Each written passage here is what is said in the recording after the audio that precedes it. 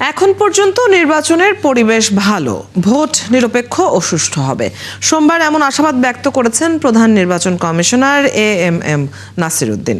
তিনি আরও জানান, এজন্য সর্বোচ্চ চেষ্টা করবে কমিশন। এদিকে রিটার্নিং কর্মকর্তার মনোনয়ন বাতিলের বিরুদ্ধে এখন পর্যন্ত ৪২টি আপিল করেছেন প্রার্থীরা, যার শেষ তারিখ ৯ জানুয়ারি। ফারজানা আক্তারের প্রতিবেদন।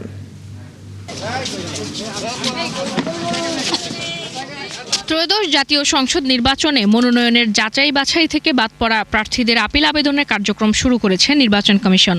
এজন্য আগারগাঁওয়ের প্রধান কার্যালয়ে 10টি বুথ বসিয়েছে ইসি। সকাল 10টা থেকে আবেদন নেওয়া শুরু হয়।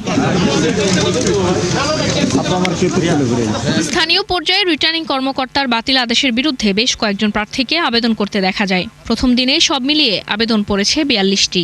আমাদের আইনি লড়াইটা চালিয়ে যাব। ওনারা চান, যারা স্বাক্ষর করেছেন এই প্রায় ৫,০০০ মানুষ এত অল্প সময়ে, ওনারা চান আমি যাতে নির্বাচনে কন্টেস্ট করতে পারি।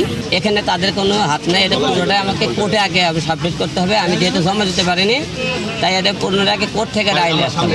এবি পার্টির একটি সমস্যা ছিল, ওই 2 আসনে আমার সাথেই ছিল, তার মনোনয়নপত্রটি বাতিল না করে স্থগিত করেছে। ওকে সময় দিল, অথচ আমাকে সময় না দিয়ে ডাইরেক্ট বাতিল করে দিল।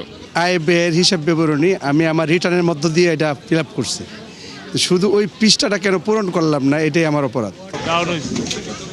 ইসি সচিব জানান, শুনানি করে এসব আবেদনের বিষয়ে চূড়ান্ত সিদ্ধান্ত নেবে কমিশন। আজকে হচ্ছে আপিল নেওয়ার কথা। হলফনামা যেটা দিয়েছেন এটাতে প্রসেস অনুযায়ী বাছাইয়ের ক্ষেত্রেই তো এটা করা হয়েছে।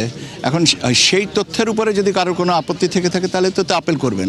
তো যেটা গ্রহণ করা হয়েছে, আমি তো বললাম যে যেটা গ্রহণ করা হয়েছে সেখানেও আপত্তি থাকতে পারে, কেন গ্রহণ করা হলো, আর যেটা গ্রহণ করা হয়নি কেন করা হয়নি, 2 কেনরই উত্তর আমরা আপিল নিষ্পত্তিতে দেখব।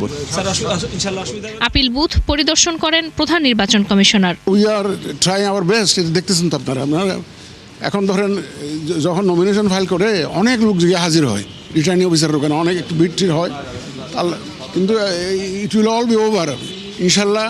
আমরা এখনো কনভিন্সড যে আমরা একদম একটা ফেয়ার অ্যান্ড ক্রেডিবল ইলেকশন ইনশাল্লাহ দিতে পারবো। আপিল আবেদনের এই প্রক্রিয়া চলবে 9 জানুয়ারি পর্যন্ত। ফারজানা আক্তার, 71, ঢাকা।